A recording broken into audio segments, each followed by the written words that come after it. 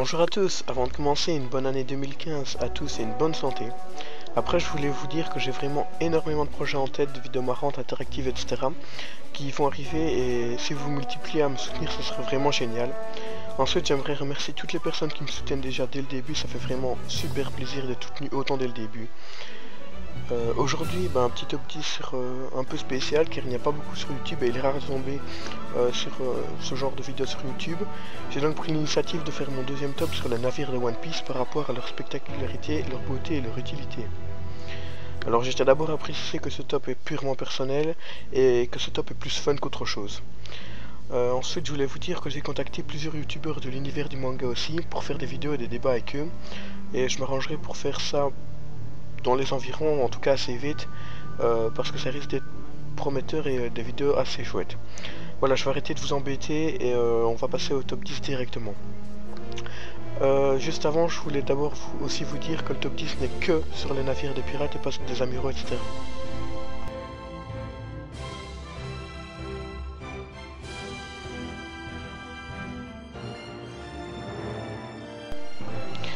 On attaque donc le top 10 avec la 10e place, le Dreamno Sabre. Je sais pas trop comment ça se prononce. C'est un galion très imposant, au moins 3 fois plus gros que le restaurant flottant le Barati. Sa proue est un tigre à dents de sabre. Après son retour de Grand Line, le galion ressemblait à une épave, à un tel point qu'il est comparé à un navire fantôme. C'est le seul survivant de la flotte de Greek. Ce monstrueux galion est le navire principal du terrible pirate. Sa figure de proue représente un tigre. Il sera détruit par œil de faucon d'un simple coup d'épée. C'est donc pour ça que je l'ai placé à la 10e place. À la 9e place, nous retrouvons le Bleaking. C'est le navire submersible ayant permis à Wapol de fuir discrètement lors de l'attaque de Barbe Noire. Ce navire est assez grand pour contenir une armée. Sa figure de proue est un hippopotame couronné, symbole des monarques de Dorum. À la 8e place, nous retrouvons le navire de Blue Jam, un 3-mâts classique dont la tête de proue est un crâne surmonté de sphères, un emblème de Blue Jam. Je l'ai placé à la 7e place car je n'ai pas eu beaucoup d'informations sur celui-ci et pas beaucoup de photos non plus, vous pouvez le voir. Que la photo n'est pas très correcte et qu'on voit pas super bien, mais bon, voilà. À la 7e place, nous retrouvons le Outgang Sonar, c'est son capitaine Chouchou, le roi des recherches sous-marines. Chouchou étant le frère de Masira, il est normal que son navire soit aussi spécial. On retrouvera celui-ci plus tard dans le classement. De gigantesques arbres poussent sur le pont et la figure de proue est un orang-outan. À la 6e place, nous retrouvons le Sexy Foxy, le navire de Foxy, le renard argenté.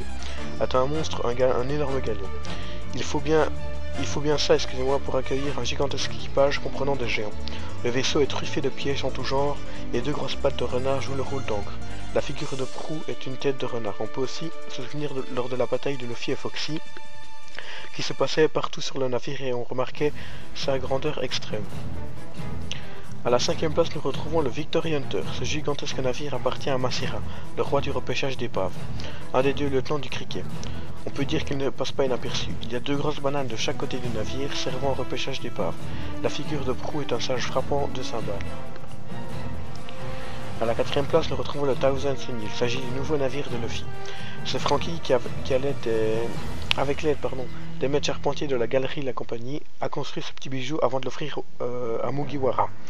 De plus grande taille que le Mary, il est aussi bien mieux équipé. Pelouse sur le pont, aquarium pour garder du poisson frais, frigo cadenassé pour Luffy, vigie couverte, etc. Une vraie petite merveille. Mais le plus impressionnant reste le propulseur à l'arrière qui permet au Thousand Sunny de se propulser à très grande vitesse dans les airs et d'échapper ainsi à la flotte ennemie. Ce qu'on appelle le coup de burst. Sa figure de proue représente le lion de Shiralon. À la 3e place, nous retrouvons le Red Force, navire actuel de Shanks le Roux, un empereur qui règne sur Grand Line. De plus grande taille que le dernier, on peut voir sur le pont un grand parasol et des palmiers. La figure de proue n'a pas changé, c'est toujours une sorte de monstre. On l'a aperçu à la fin de la première guerre mondiale de Marineford. Bateau de Big Mom. Navire appartenant à Big Mom, un empereur de Grand Line. Sa taille est colossale, il est doté d'au moins 3 mois. Une structure à l'image d'un gâteau placé à l'avant sert de proue et quant à la tête de proue elle-même. Elle semble chantonner un air et suivre des yeux de sa proie. On n'a pas plus d'informations sur ce navire car il n'apparaît qu'une fois si je ne me trompe pas à Dressrosa et sa taille était plus qu'extraordinaire par rapport au Thousand Sunny mais on a su apercevoir que l'avant.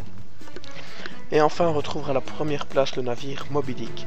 Ce navire est le vaisseau principal de la flotte de Barbe Blanche, un ancien empereur qui régnait sur Grand Line. Sa figure de proue est une tête de baleine. Pour moi, ce navire est le premier car il a déjà la taille est tellement imposante qu'il est si spectaculaire, la beauté et en plus il y a des copies quasi exactes de lui. Ensuite, on peut voir ici 3 navires appartenant à la flotte de Barbe Blanche, à part leur couleur, ce sont des copies conformes du Moby Dick. Et donc voilà, j'ai déjà fini le top 10, c'était une vidéo quand même vachement plus courte que la dernière, mais j'avais quand même envie de faire ce top 10 parce que c'était assez chouette. Voilà, donc encore merci à tous ceux qui me soutiennent déjà, ça fait super plaisir, c'est vraiment super cool. Donc n'hésitez pas à commenter, à aimer, etc. Ça fait vraiment super plaisir, je réponds vraiment à tout. Et donc voilà, j'espère que ça vous aura plu, je vous dis à la prochaine pour une nouvelle vidéo. Sur ce, sayonara.